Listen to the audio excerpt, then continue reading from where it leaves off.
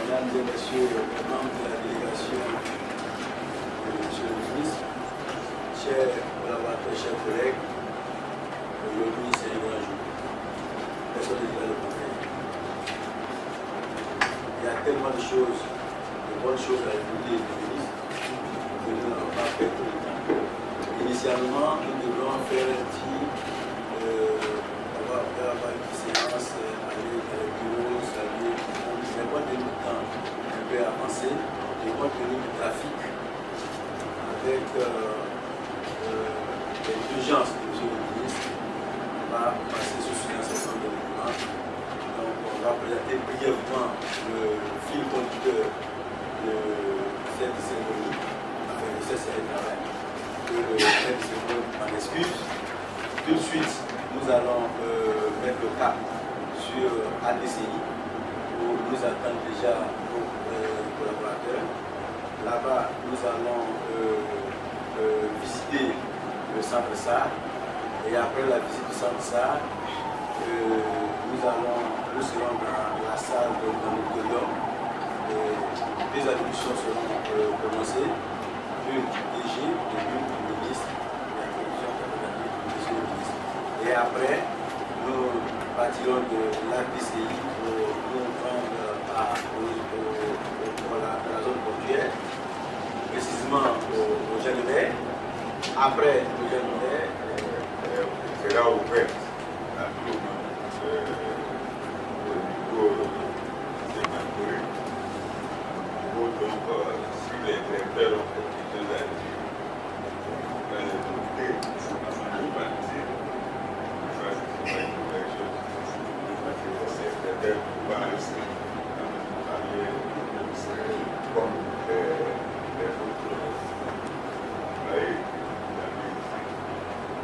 Donc, s'il y avait un nouveau, ça y a passé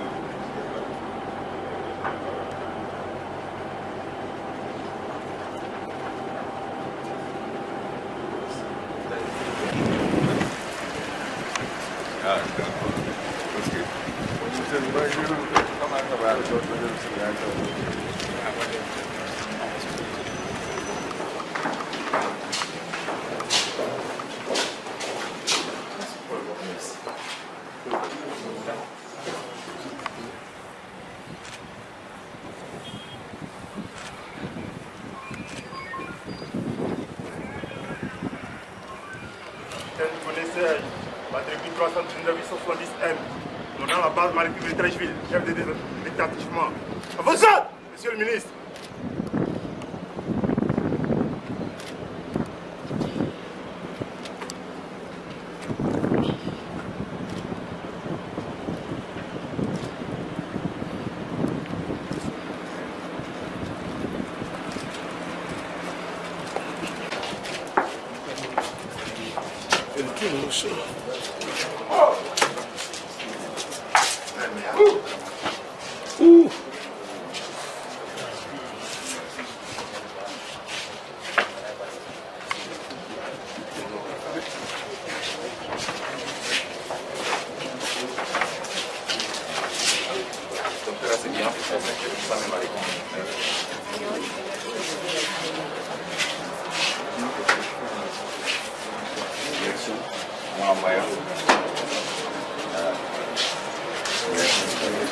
C'est-à-dire le centre de coordination et de sauvetage maritime de Côte d'Ivoire.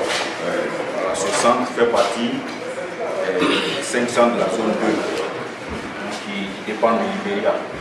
Il faut dire tout de suite que le bâtiment nous a été offert depuis 2009 à l'ADCI. Le bâtiment à la disposition de la Fédon. Il a été réhabilité et équipé en 2010. À cause des problèmes d'application constitutionnelle, tout le matériel a été vandalisé et pillé. Il a été rééquipé 2012, 2013, par l'OMI, l'appui de l'OMI et à Tegan. Donc ce matériel, ici c'est la salle des opérations. Le bâtiment est sur 2 niveaux, mais c'est au niveau de ce premier étage que se trouvent les salles les plus importantes, c'est-à-dire la salle des opérations et la salle du PC Radio qui est attenante à celle. Donc ici, nous recevons, dans le cadre du fonctionnement du MACC, nous recevons des alertes de détresse que nous traitons. Donc, vous avez plusieurs récepteurs, des téléphones satellitaires. Nous recevons des alertes sous forme de tweets et sous forme phonique, c'est-à-dire par téléphone de n'importe quel point du globe et à n'importe quel moment. C'est-à-dire un navire qui est en détresse dans des eaux qui ne sont pas à côté de nous ici, nous pouvons recevoir l'alerte. Mais seulement le centre fait un tri et il ne s'occupe que des alertes qui se passent dans la zone 2, c'est-à-dire la zone qui dépend dont le Libéria est le centre principal. Nous les traitons parce que nous sommes en connexion avec le centre du Ghana, du Libéria, de la Sierra Leone et de la Guinée. Voilà, les 5 pays qui dépendent de la zone 2. Malheureusement, on ne peut pas faire un test aujourd'hui parce que l'opérateur qui s'occupe de ces centres-là, tous ces centres-là, ont reçu le même matériel de l'OMI, donc c'est uniforme. Et l'opérateur nous a signalé il y a quelques jours en arrière que des travaux vont être faits sur le réseau. Donc le satellite ne serait pas disponible. Par rapport à cela, en Côte d'Ivoire, des dispositions ont été prises pour qu'on ne soit pas quand même coupé du monde. Donc il y a une station radio qui est une station relais qui se trouve là où vos bureaux sont au Postel, mais au 25e étage. Et là-bas également, on reçoit des alertes, mais avec des VHF et des HF. La portée de la VHF, c'est dans l'ordre de 30 000 nautiques, c'est pratiquement autour de 45-50 km. Et la HF, c'est autour de 500, on dit en kilomètres, autour de 900 km par là. Donc, un navire qui est dans ce périmètre peut être reçu par nous lorsqu'il émet des alertes. Donc, de façon ramassée, c'est un peu cela que le centre fait et il met en œuvre la politique de la Direction générale des affaires maritimes en termes de sécurité. Parce que, comme le dit l'Organisation maritime internationale, la sauvegarde des vies humaines en mer est très importante. Et ce volet-là, il a été très tôt compris par la direction. Et grâce à ce centre qui est opérationnel, nous pouvons intervenir avec ce qui est recommandé également par l'OMI, c'est qu'au niveau national, il y ait une connexion entre les structures qui interviennent en mer et qui participent également à la sécurisation de nos eaux. Parce que, comme vous le savez, les problèmes de piraterie et les problèmes de sauvetage des vies humaines en mer sont pratiquement liés, parce que l'une peut être la conséquence de l'autre. Et les interventions doivent être faites en temps réel, de façon rapide. Donc, l'important ici au niveau du centre, c'est qu'au niveau national, déjà, le comité national provisoire qui est mis en place et qui comprend plusieurs structures qui interviennent en mer, doit être à tout moment saisi lorsqu'il y a une détresse, et ce comité doit fonctionner sur des bases légales qui sont déjà prises.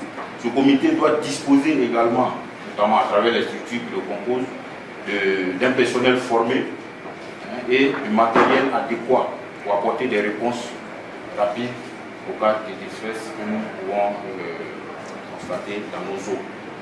Donc voilà un peu, monsieur le ministre, ce que je pourrais dire. Donc le centre actuellement, il fonctionne 24 heures sur 24, mais avec, comme il a été réhabilité il n'y a pas longtemps, c'est de façon graduelle que l'équipement se fait. Donc on fonctionne sur la base de 18 éléments actuellement, 18 agents, je l'ai dit, dont 5 officiers et 13 sous-officiers. Donc parmi eux, certains officiers ont été formés par exemple dans les écoles de gel en Italie et même au Japon. Et les sous-officiers ont reçu des formations d'opérateurs GMDSS, enfin d'opérateurs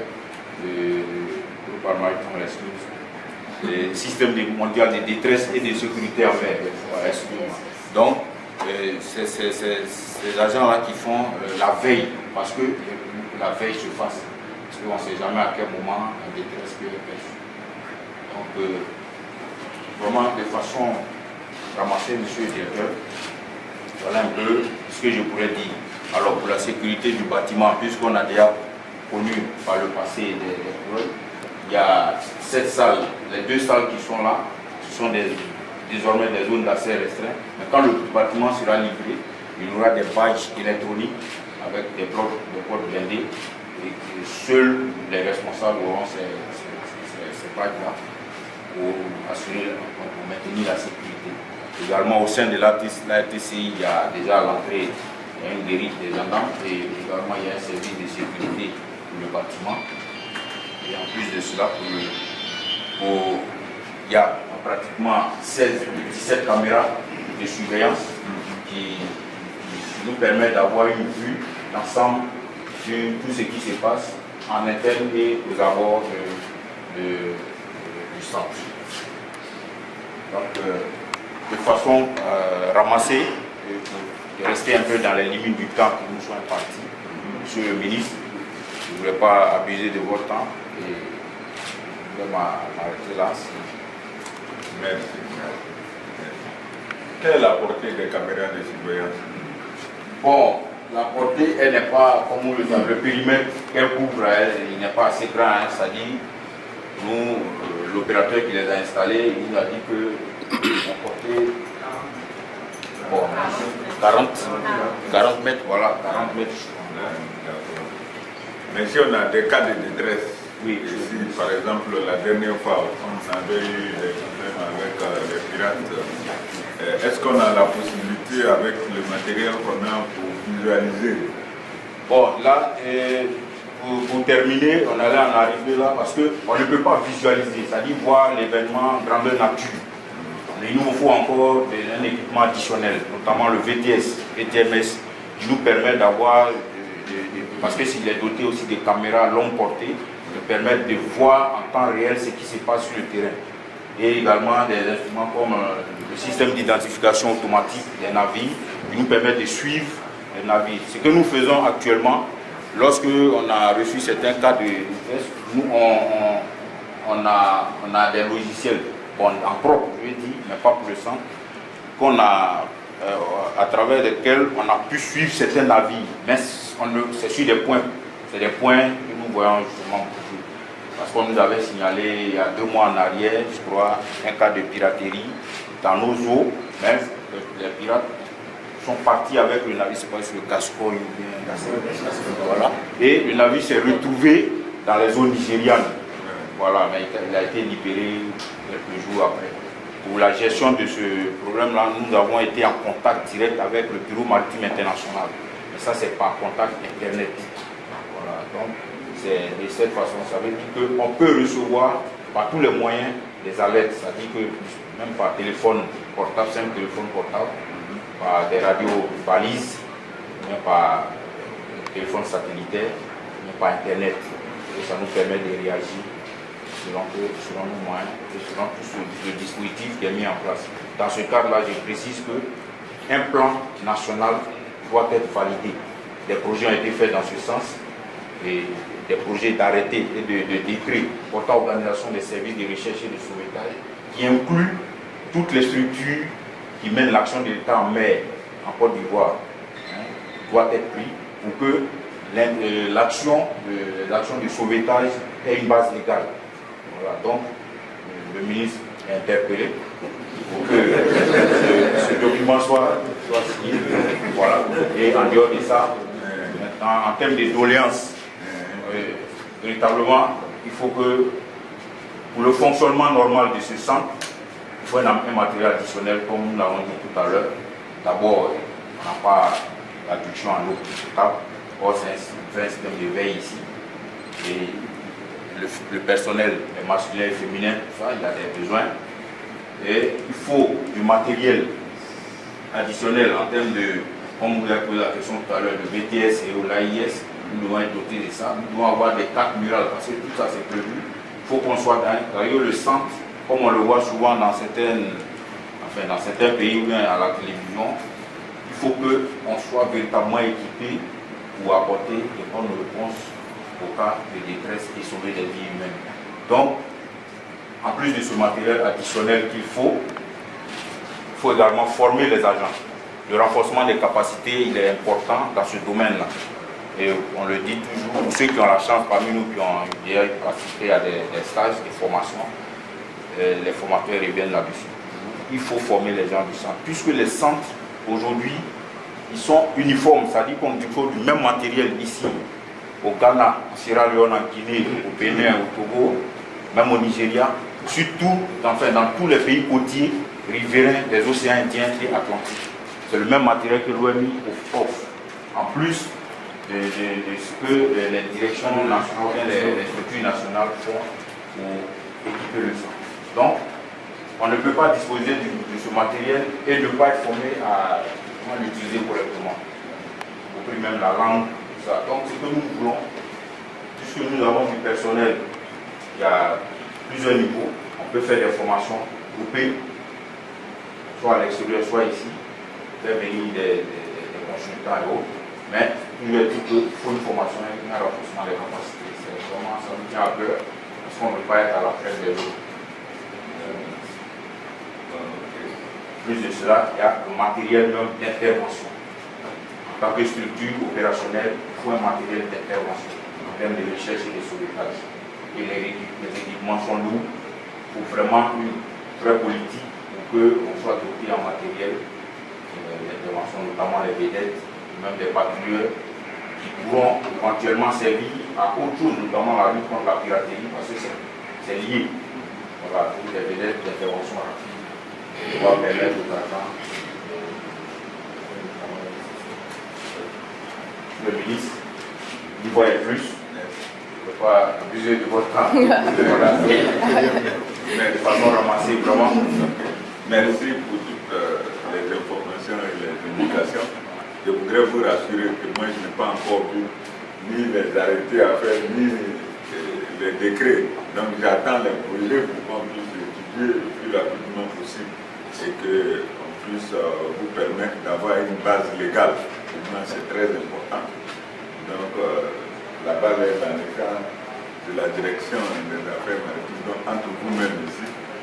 Bon, parce que si le directeur est interpellé, il va compter sur vous pour que vous puissiez transmettre dans les meilleurs délais ce qu'il faut et qu'on puisse vous donner satisfaction. Bon, c'est clair pour nous que le sauvetage est très important, c'est pour cela dès notre prise de fonction, lorsque la direction nous a saisis pour qu'on puisse réhabiliter le bâtiment, on n'a pas créé de problèmes et nous nous sommes investis pour que malgré les difficultés de trésorerie que l'État avait, que les fonds soient dégagés pour qu'effectivement on puisse faire l'aménagement. Parce que lorsqu'on a eu l'accident du bus de la Sotra, ça nous a tous interpellés et ça a vu qu'il y avait des faiblesses criardes au niveau du sauvetage, tant en mer qu'au niveau aérien. Donc il y a lieu que maintenant on essaie de voir comment on peut faire pour qu'il y ait une coordination et une harmonisation des différentes actions pour qu'ensemble, s'il y a un problème, qu'on puisse utiliser toutes les forces que nous avons pour apporter secours à ceux qui en ont besoin. Merci.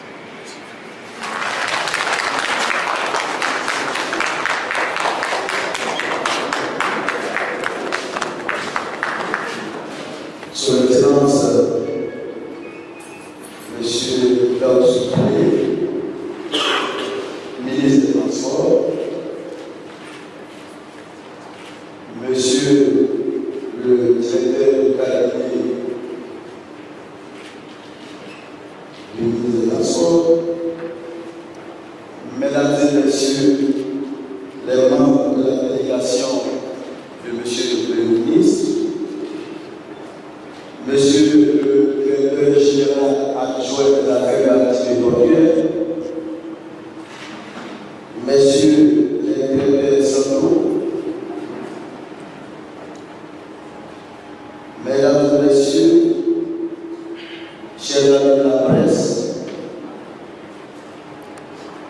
chers collaborateurs de la police maritime, mesdames et messieurs,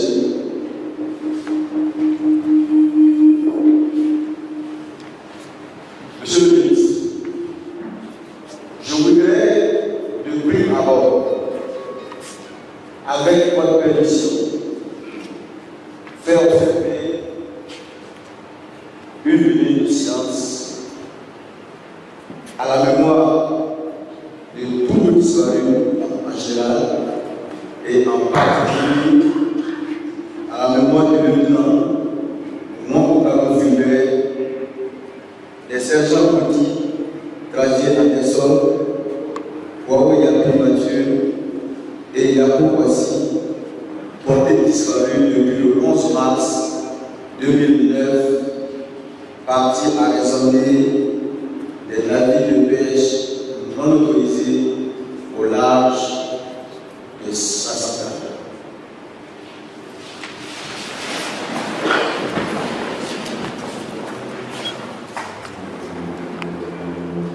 Merci.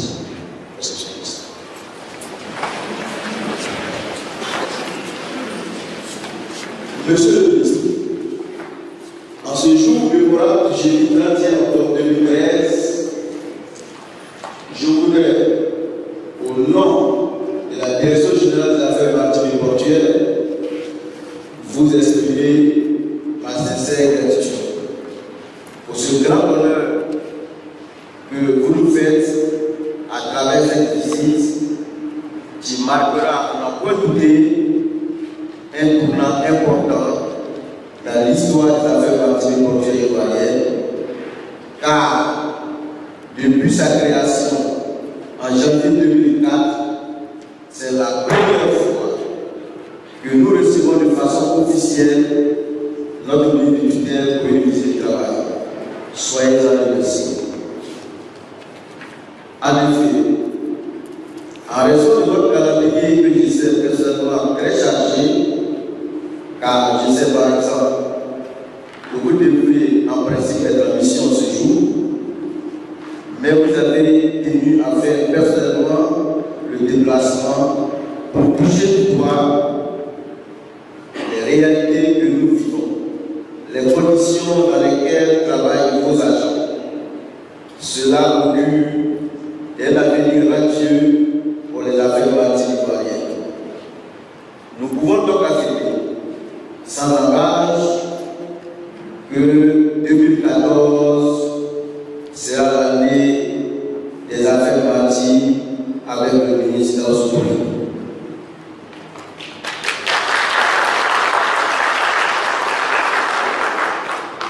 Monsieur le ministre, sans vouloir faire un long développement sur les activités de la DENAN, je voudrais juste rappeler quelques réalisations sous votre impulsion depuis les états généraux de la mer tenus à Yamoussoukro du 15 au 17 septembre 2011, dont vous avez fait l'une de vos priorités. Nous nous félicitons de ce que les principales résolutions de ces assises soient inscrites au plan national de développement des transports. 1. Sur vos instructions, la correction du projet de code maritime qui va moderniser le cadre juridique et institutionnel des activités maritimes est pratiquement terminée. Le test et l'exposé des motifs devraient être bientôt à venir, et là je parle sous le contrôle du directeur juridique et l'équipe de la DENAN chargée du suivi du dossier. 2. Les conventions maritimes internationales pertinentes ont été ratifiées, notamment la Convention sur la répression des actes illicites contre la sécurité de la navigation maritime de 1988 et ses protocoles de 1988 et 2005. Des séminaires et ateliers de renforcement des capacités ont été organisés et des cours ont été obtenus dans le cadre de la lutte contre les actes de piraterie maritime et les autres actes illicites en mer. le centre de recherche et de sauvetage, centre ça pour les visiter, j'avais été pillé lors de la crise, a été équipé à niveau grâce non seulement au don de l'organisation matérielle nationale, mais grâce à votre appui auprès de l'Union des Finances qui a pu dégager plus de 120 millions pour la réhabilitation.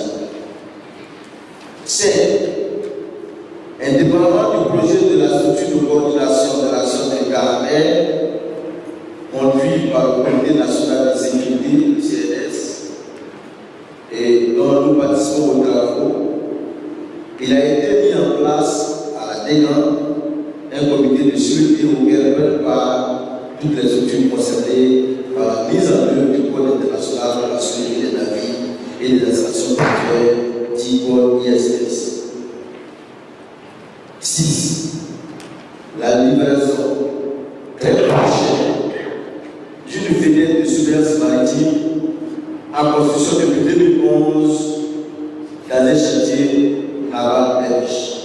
Et alors nous parlons, un de nos inspecteurs se trouve dans cet atelier pour voir si cet atelier sera conforme à l'ordre international. 7. Au niveau social, la DEGAN dispose d'un fonds de prévoyance sociale qui donne entière satisfaction et grâce auquel chaque agent et sa famille peuvent aujourd'hui se soigner. 8. L'acquisition d'un terrain à son fonds afin d'y bâtir la cité des agents de l'affaire maritime. À ce moment, nous voudrions profiter de cette occasion pour vous prier, Monsieur le ministre, d'accepter de poser la première pierre avant la fin de l'année en cours. Ce fonds, après ce terrain est déjà acquis. Donc, nous pouvons poser la première pierre.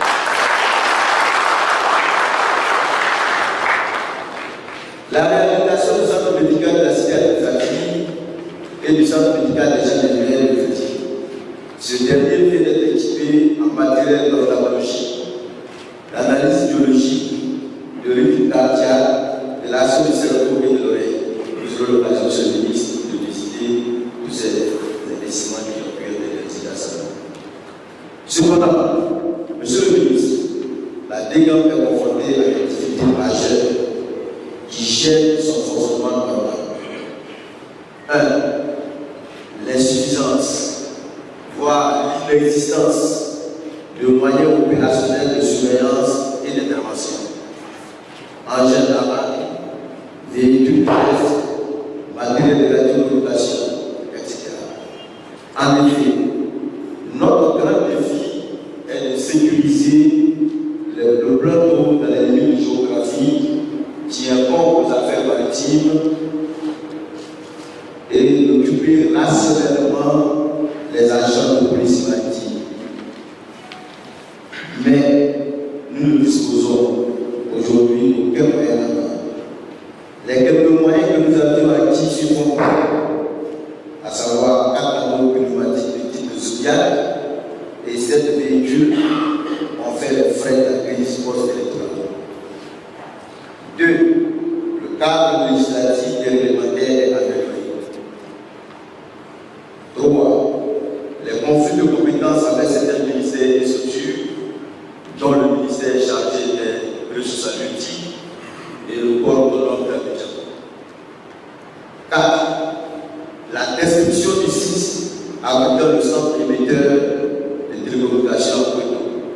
En fait, au niveau de la radiocommunication, on a le centre émetteur, le centre etc. Le centre émetteur se trouve à Poitou et aujourd'hui il a fait des détruits. Si rien n'est fait, lorsqu'il sera détruit, on ne pourra plus recevoir d'appel, on ne pourra plus s'y en direct. C'est l'insuffisance des locaux pour aborder les différents services. 6. La participation irrégulière des affaires maritimes aux réunions des instances maritimes internationales, OMI, ONU, OIT. 7. La non-participation des agents des affaires maritimes, surtout à Abidjan, aux cérémonies militaires de cette tous une situation incompréhensible qui crée un véritable malaise au sein de notre population. En effet, monsieur le ministre, dans toutes les villes où se trouvent nos arrondissements, tous nos agents qui s'y trouvent ne prennent pas au défi de cette cause. Seuls habitants uniquement. Nous comptons sur vous pour régler définitivement ce problème. Merci, monsieur le ministre.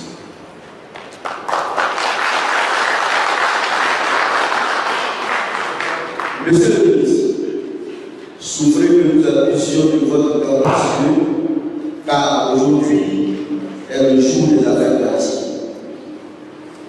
Nous voudrions, à ce stade de nos propos, aborder avec votre mission le chapitre des perspectives. 1. La ratification des conventions pertinentes de l'OMI, dont la convention FIBOL. 2. La construction de 15 gares lacunaires de transport lacunaire BOT. 3. La création d'une compagnie de transport maritime.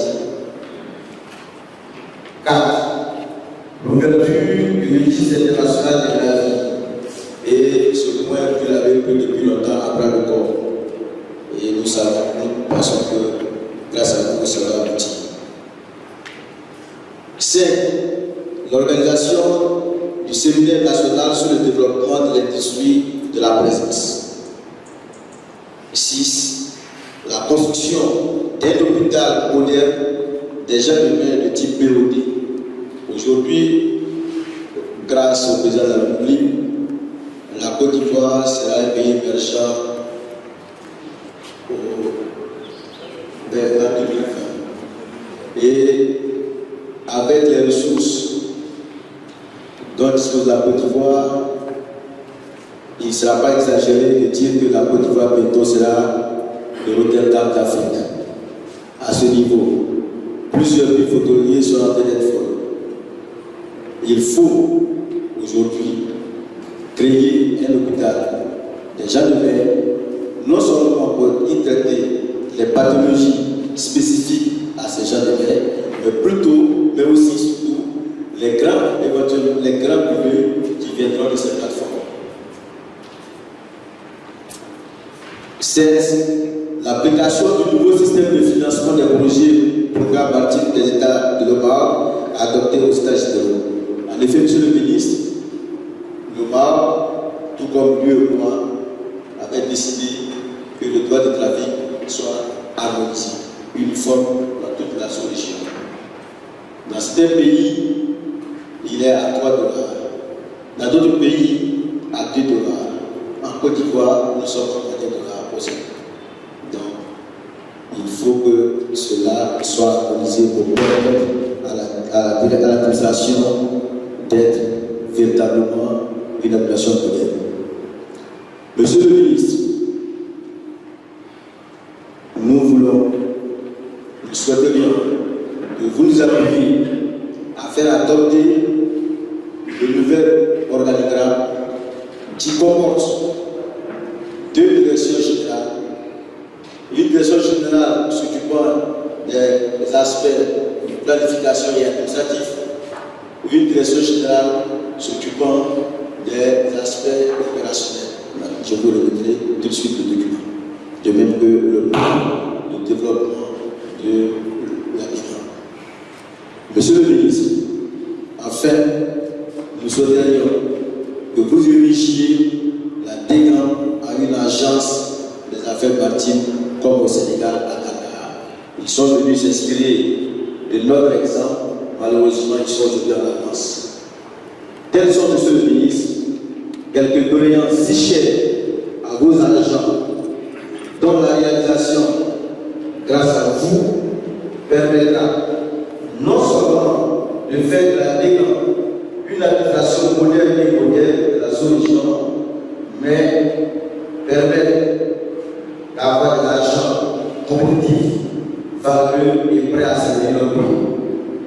Que Dieu bénisse la Côte d'Ivoire. Je vous remercie.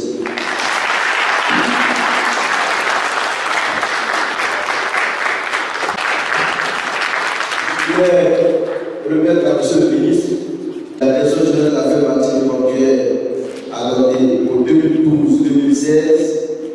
Il nous a demandé de faire, dès que nous sommes venus des États généraux, puisque c'est une des résolutions des États généraux, et il nous a demandé de faire officiellement, je veux le répéter en votre présence ici.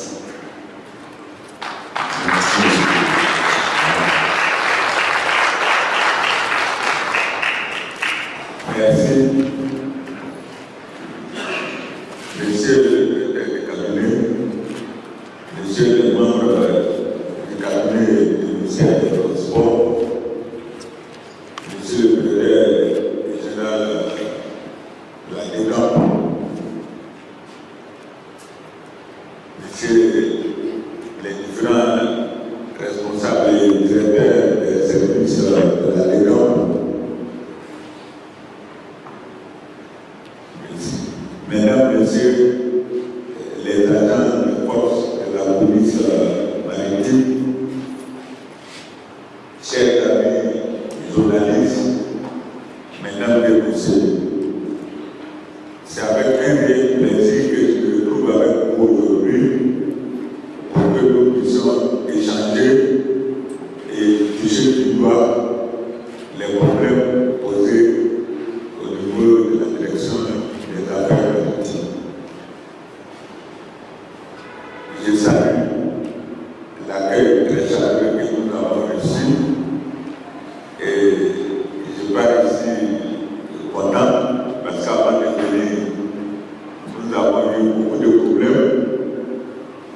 On a été servis par plusieurs conflits, mais j'arrive de voir des directeurs bien habillés, tout souriants, et qui prouvent que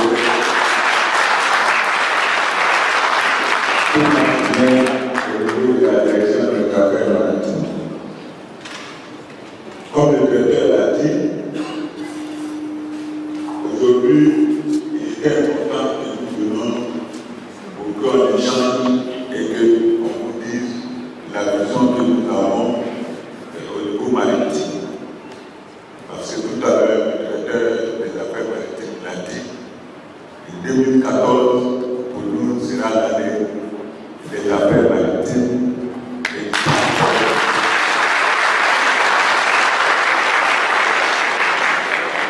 Donc, il était très important qu'avant même l'ouverture de cette année, nous venions sur le terrain, nous rendons compte de tout ce qu'il y a pour que, effectivement, le programme que nous allons convoquer ensemble et qui nous permettra d'accorder une place de choix aux affaires maritimes puisse être mis en place et exécuté en 2014.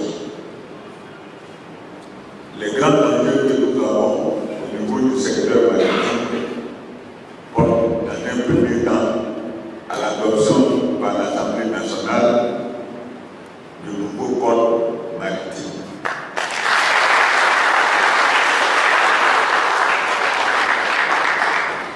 L'examen au niveau du gouvernement pour que le code soit présenté d'abord au Conseil des ministres est presque achevé.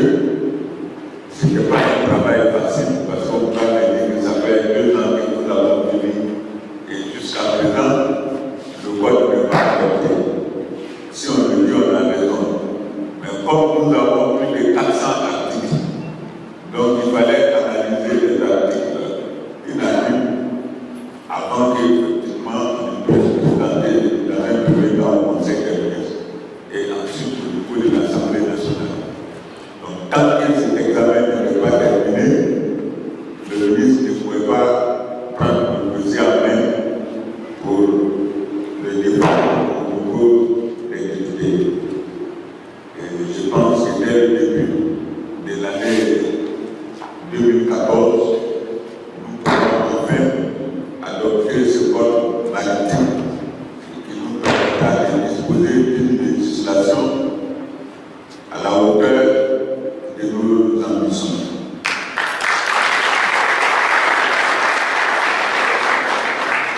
Nous mettons également un accent particulier sur le développement du transport lacunaire. Parce qu'aujourd'hui,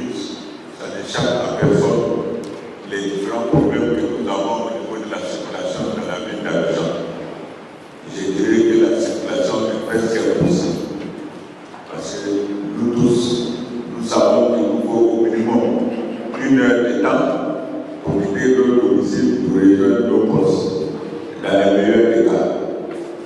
Mais quand il y a un petit accident, donc on peut passer facilement 2 heures voire plus. Cela est inadmissible.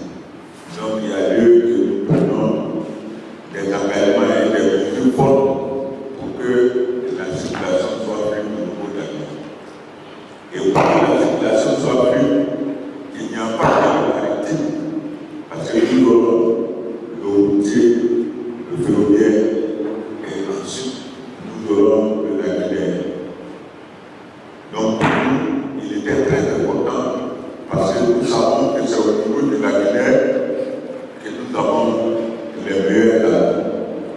Parce qu'Abidjan a une bonne situation géographique et en plus de la bonne situation géographique, la lagune, par la lagune, nous pouvons joindre la presque totalité des communes d'Abidjan. Donc c'est un enjeu majeur. On avait une exclusivité au niveau du transport maritime qui était accordée à la SUTRA et à nous.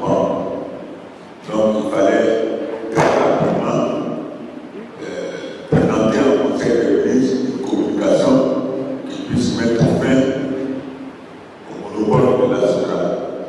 Ceci a été déjà fait.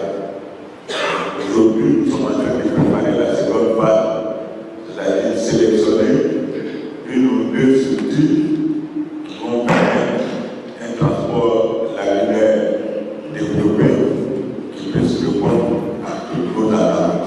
Cela est d'autant plus important que nous savons qu'avant la fin des travaux des deux échangeurs, nous allons connaître encore des préoccupations majeures du réseau. Donc il est important qu'avant cette échéance, des actions puissent être menées au niveau de la lagune pour que le transport puisse se faire et que les uns et les autres puissent rejoindre leur poste.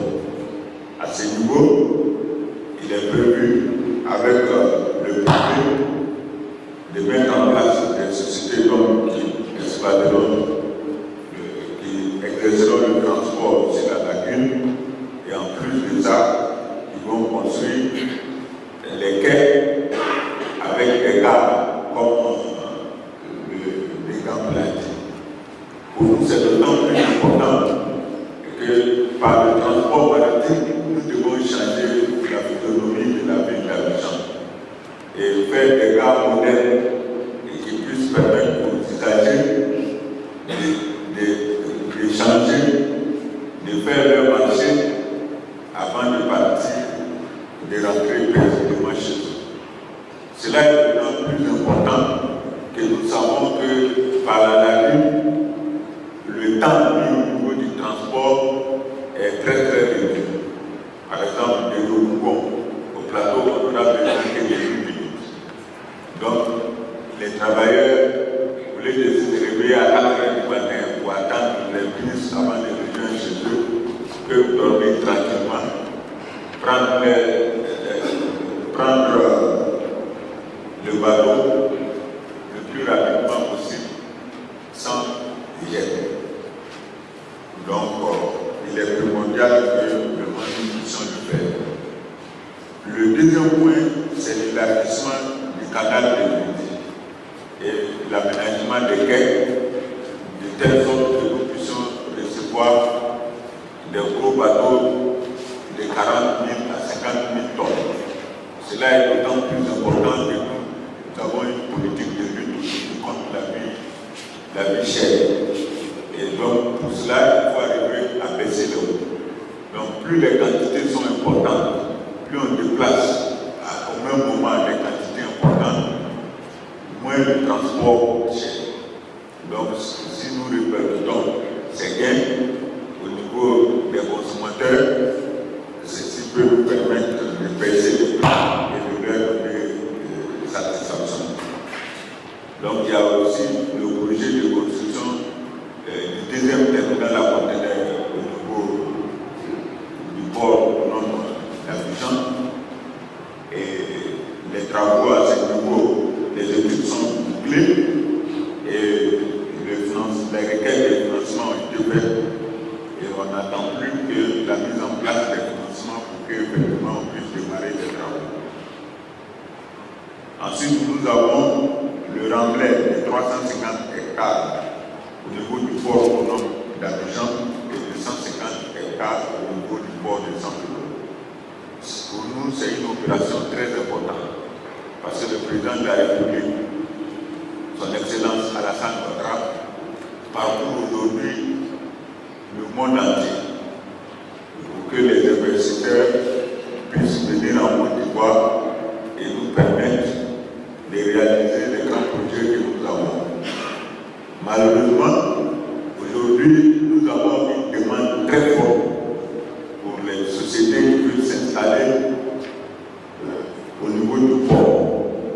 Malheureusement, nous n'avons plus de place.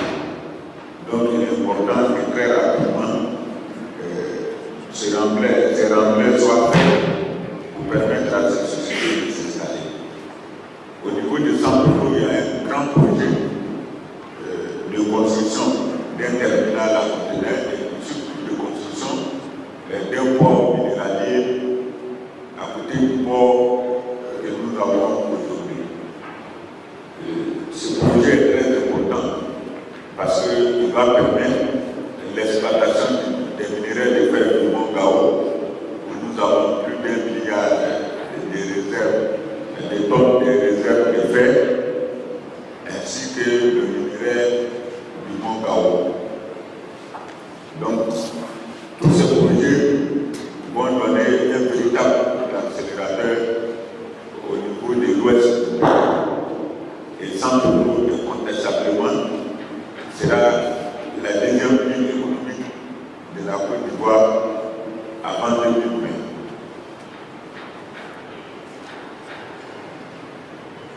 Monsieur le directeur, vous nous avez demandé d'assurer la pose de la première pierre.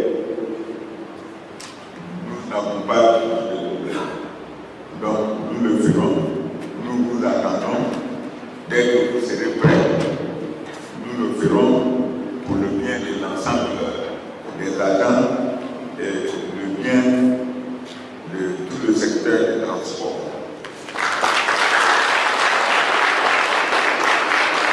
Vous avez évoqué également le problème des moyens opérationnels, notamment au niveau des engins. Nous sommes parfaitement d'accord avec vous, parce que les agents l'avaient déjà posé comme problème. À ce niveau, nous étudierons ensemble qu'est-ce qui est faisable et comment nous pouvons faire pour qu'avec l'appui du secteur privé, on puisse obtenir des financements qui vont nous permettre d'équiper l'ensemble des services et de disposer de moyens adéquats adossés au prélèvement que nous faisons aujourd'hui en faveur de la direction de l'affaire maritime. Donc là, il y a une étude que nous devons faire ensemble et peut-être qu'on demandera un sacrifice aux agents pour qu'au lieu que nous consommons tout en prime, qu'effectivement nous puissions participer et donner des garanties pour qu'on puisse obtenir les financements nécessaires pour améliorer considérablement vos conditions de travail et de vie. Parce que nous passons plus de temps au travail que chez nous à la maison. Vous avez parlé de la non-participation de la décante des agents de l'affaire maritime aux cérémonies du CERF. Je prends acte. Vous savez ma position sur ce point, mais nous allons toujours continuer pour que, effectivement, nous puissions avoir rien de cause.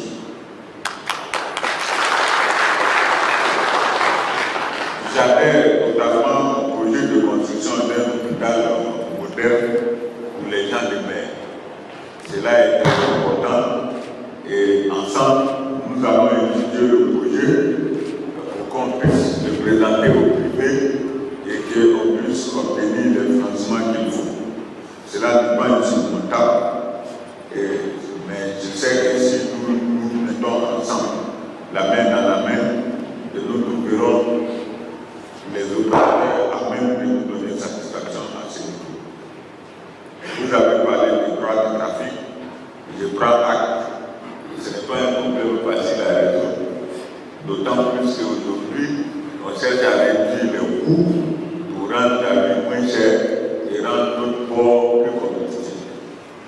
ce n'est pas à ce niveau que nous pouvons résoudre ce problème.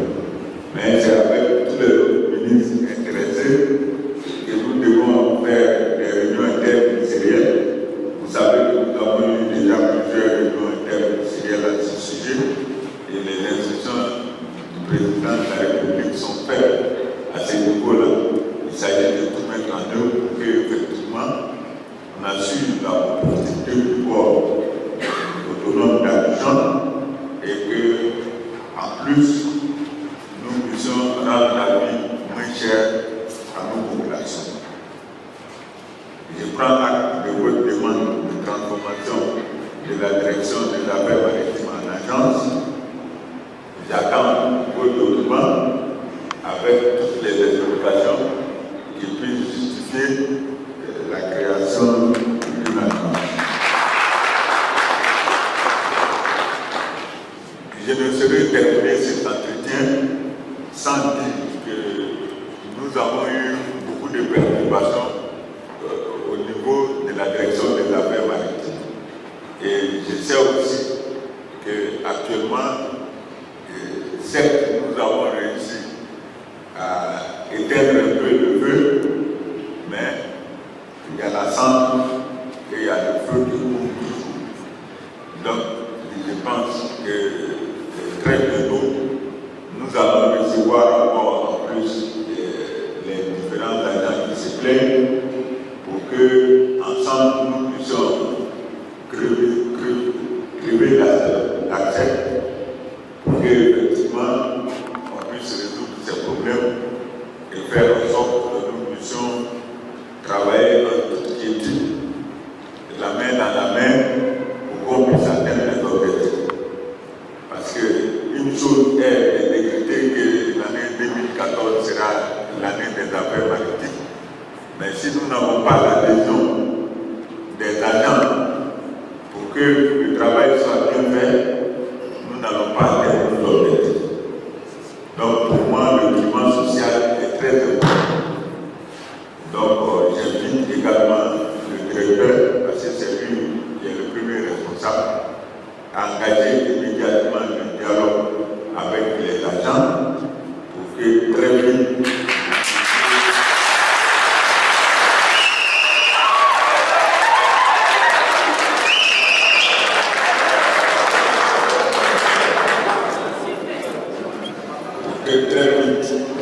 puissions faire des propositions qui vont nous permettre de résoudre ces problèmes.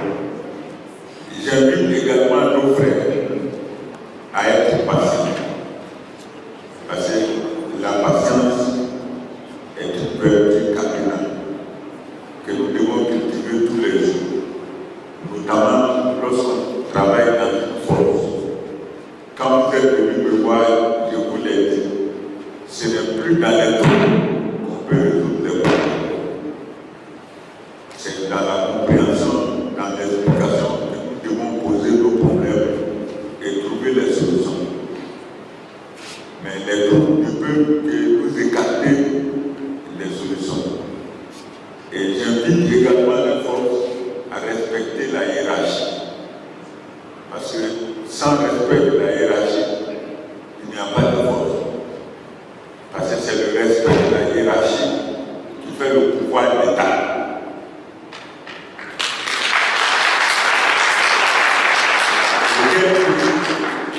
Aucun dirigeant ne peut donc dire qu'il faut décider sur les moyens pour le respect de la hiérarchie.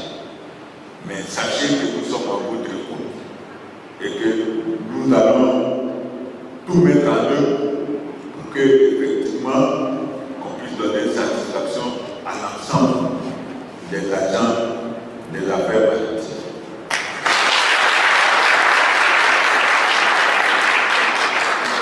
Suite aux problèmes évoqués, nous avons demandé dès le début de cette semaine à l'inspection générale de procéder à un audit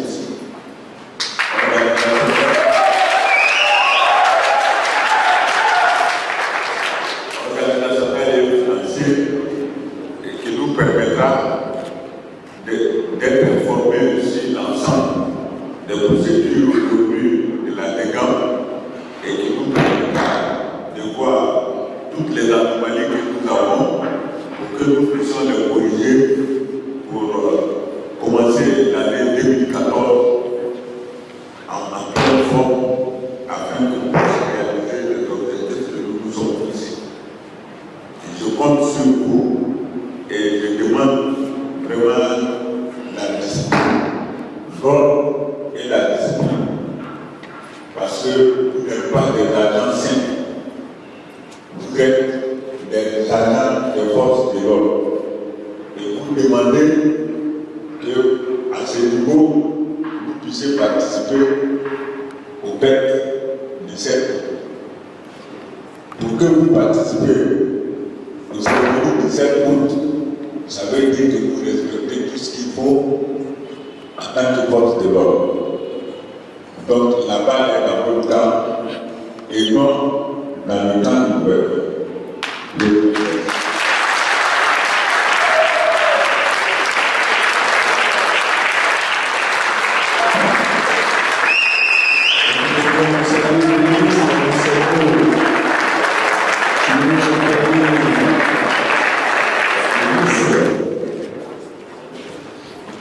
Voilà. Ça, c'est le premier président du ministre, le deuxième. Attendez, et que je vais remettre le président du ministre. Voilà. Sous l'applaudissement, s'il vous plaît.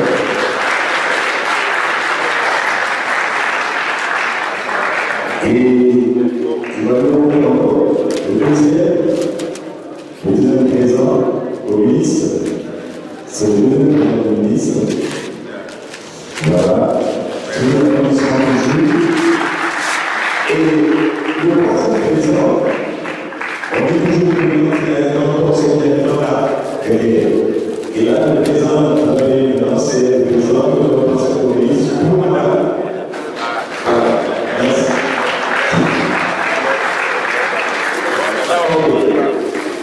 Soit pour déclarer le premier parole, c'est le parole d'une certaine position.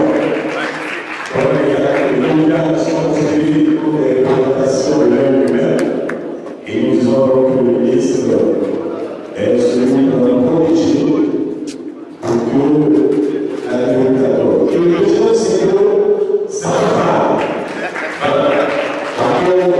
Le ministre éclaire la vision et l'émotion de la coalition.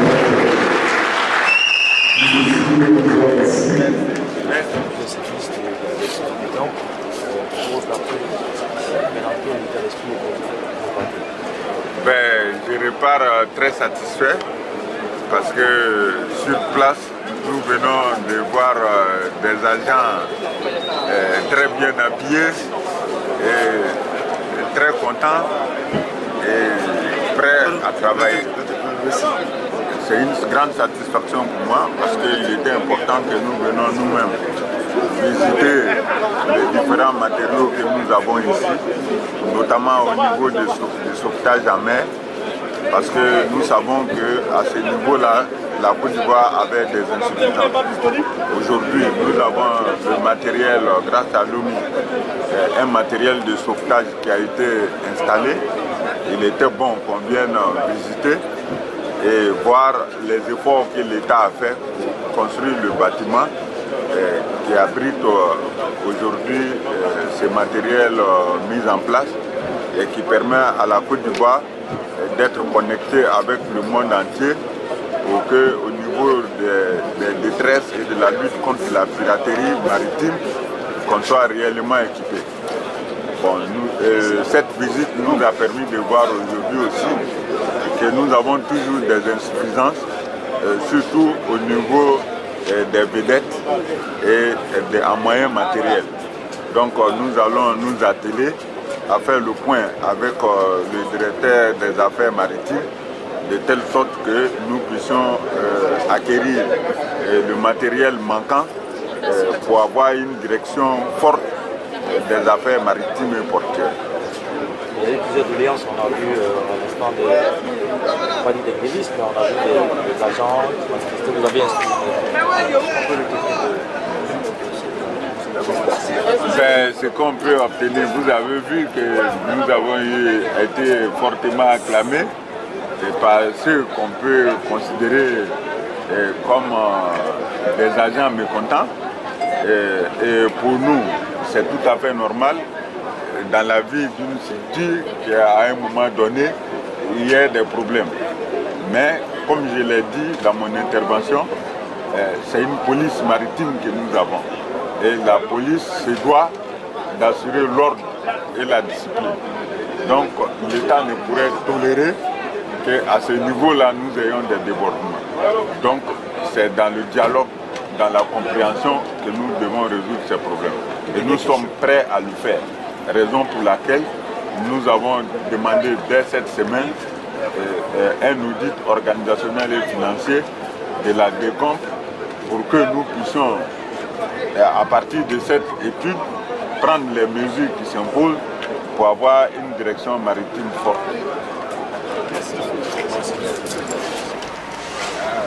Docteur Kwame, le médecin chef du centre ils nous ont ramené la médaille, la médaille d'équipe nationale. Vos agents, monsieur le ministre, sont mandatés par l'autorité étatique que vous incarnez pour exercer dans vos centres de santé la médecine maritime, qui est une spécialité médicale, tout comme la gynécologie et la pédiatrie, et qui est une branche de la médecine du travail. Cette médecine du travail vise à garantir aux gens de mer de meilleures conditions de santé et de sécurité au travail maritime. Monsieur le ministre, notre présentation de ce jour comportera 5 volets, à savoir les structures de santé des affaires maritimes et portuaires, les ressources humaines, les missions des services de santé des gens de mer, l'organigramme de la sous-direction de la santé des gens de mer, et nous allons, avant de conclure, vous présenter les petites doléances. Ce centre comprend aujourd'hui un cabinet d'ophtalmologie. Qui a été équipé à hauteur de 11 146 512 francs par le PIB. Un cabinet dentaire en partenariat avec un particulier, un laboratoire d'analyse biologique équipé à hauteur de 59 217 755 francs, dont 45 867 755 par le PIB et 15 309 425 francs par la DEGAM. Il comporte aussi une pharmacie interne équipée par la DEGAM à hauteur de 800 000 francs et par des laboratoires privés. En outre, nous avons un bloc opératoire qui a été équipé à hauteur de 30 684 191 francs CFA par le PIB, dont 29 900 000 francs par le PIB et 782 000 par la DEGAM. Nous disposons également d'une salle d'électrocardiogramme. L'électrocardiogramme, c'est un examen qui permet d'enregistrer l'activité électrique du cœur et qui permet de détecter aussi s'il y a une souffrance au niveau du muscle du cœur, de même que s'il y a une dilatation de certaines cavités. Cet équipement a été acquis par la DEGAM à hauteur de 700 000 francs. Nous disposons d'un électroencéphalogramme qu'on appelle l'EEG qui enregistre l'activité du cerveau. Ça permet de détecter si telle personne présente des signes de souffrance cérébrale, si telle personne est susceptible de faire des crises d'épilepsie. Et cet appareil, il est important parce que nous pouvons étendre son champ de compétences aux autres transports, notamment les transports routiers, parce que certains accidents surviennent par des défaillances. Il y a eu même un cas, un chauffeur de bus qui a fait une crise d'épilepsie. Heureusement, il a eu le temps d'interrompre, d'arrêter son bus avant qu'il ne chute. Aussi, vos centres de santé constituent l'épine dorsale du Fonds de prévoyance des affaires maritimes et portuaires. Pour rappel, en 2012, sur 8000 prestations médicales réalisées au profit des agents des affaires maritimes et de leurs familles, dans les 48 structures de santé conventionnées par le Fonds de prévoyance des affaires maritimes et portuaires, 3958 ont été réalisées, soit la moitié, dans vos centres, ce qui représente un gain pour le Fonds de prévoyance qui oscille entre 31 664 000 et 37 996 800. Parce que dans nos structures, dans les cliniques privées, les consultations généralistes sont facturées à 10 000 et le fonds assure la couverture à 80%. Donc les 80% représentent 8 000. Donc j'ai multiplié les gens que nous avons reçus sur la base du tarif minimum et pour les consultations spécialistes, c'est facturé à 12 000. Les 80% payés par le fonds représentent 9 600. C'est ce qui permet de justifier ces contrats. Aussi, la moyenne actuelle des consultations au profit de nos agents et familles dans vos centres de santé est de 486, soit un gain qui oscille entre 3 680 000 et 4 416 000 francs. Ensuite, nous avons également des besoins en matériel roulant. En matériel roulant, notamment une ambulance, un véhicule de liaison, une vedette sanitaire, un hélicoptère sanitaire à l'horizon 2020, année de notre accession au statut de pays émergent. Et puis, nous avons besoin également d'équipements de réanimation pour le SAMU Marine. Tout en vous remerciant, Monsieur le Ministre, pour votre sollicitude à notre endroit, nous nous tenons prêts à vous servir et à aider au rayonnement de tout le ministère des Transports. Je vous remercie, Monsieur.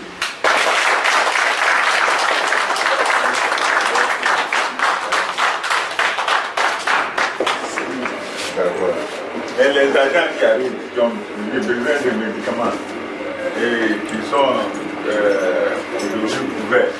Par le fonds. C'est-à-dire que nous donnons l'argent aussi, on est convenu que l'argent ne paye plus. C'est-à-dire que nous donnons les médicaments parce que les mêmes médicaments, lorsqu'on prend par exemple le Zintel, en ville il fait 2000 francs, alors qu'à la PSP il est vendu à 100 francs. Donc nous le vendons au même prix, ça fait que même si l'agent payait 80% de 2000, ça lui reviendrait à pratiquement près de 400 francs. Autant payer 100 francs que de payer chose. Mais pour ce qu'on fait pour les gros produits, que c'est des prix, nous les facturons, c'est le fonds de prévoyance qui paye. Voilà, pour pouvoir permettre à ce qu'il y ait une certaine accessibilité de nos centres par nos agents. C'est fonctionné pour enregistrer l'activité électrique du cerveau. C'est un appareil à 36 pistes. Aujourd'hui en Côte d'Ivoire, à bien ici, la seule structure qui nous approche, elle a 24 pistes. Et même les techniciens qui sont venus manipuler nous ont dit qu'il y a un autre appareil, système d'appareil qu'on peut pouvoir joindre et qui permettra même de construire comme un scanner cérébral. C'est un appareil très perfectionné et un peu comme un détecteur de mensonges. Si on vous dit fermez les yeux, si vous n'avez pas les yeux, il peut vous dire non, vous les dans les yeux ouverts. Il est très sensible et très perfectionné. Pour éviter, pour pouvoir dépister, parce qu'il y a certaines personnes, on ne sait pas qu'ils font des crises d'épilepsie. Et les crises d'épilepsie se traduisent de plusieurs manières. Il y a des crises qui sont brèves. Ce n'est pas tout le monde qui tombe, qui perd connaissance, qui devient raide et qui se mord les langues, mais il y en a qui sont des trucs passagers. Donc ça fait que ça altère de façon passagère l'attention. Donc une petite attention, automatiquement, parfois il y a un accident qui se produit, on ne sait pas pourquoi l'accident s'est produit.